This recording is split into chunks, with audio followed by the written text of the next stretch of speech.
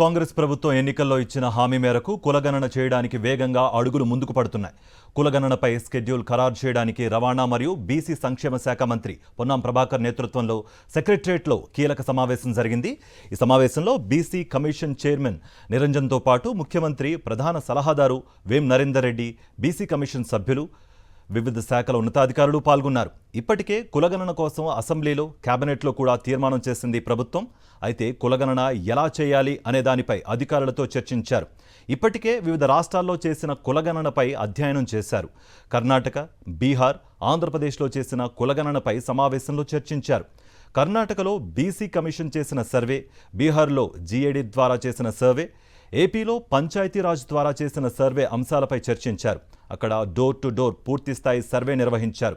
ఇందులో 3 రాష్ట్రాల్లో చేసిన బెస్ట్ పాలసీని తీసుకుని ఇక్కడ అమలు చేయాలని సమావేశంలో నిర్ణయించారు.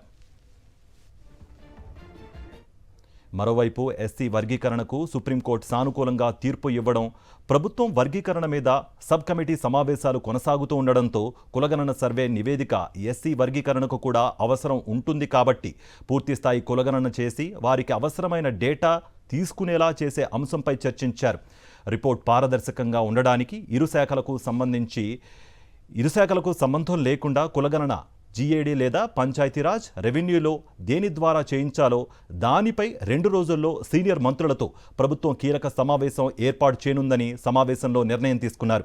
కులగణనకు సీనియర్ ఐఏఎస్ అధికారి నేతృత్వంలో మానిటరింగ్ చేసేలా చూడాలని సూచించారు. కులగణన ప్రారంభమైన నెల రోజుల్లో పూర్తి చేయాలని సమావేశంలో నిర్ణయించారు.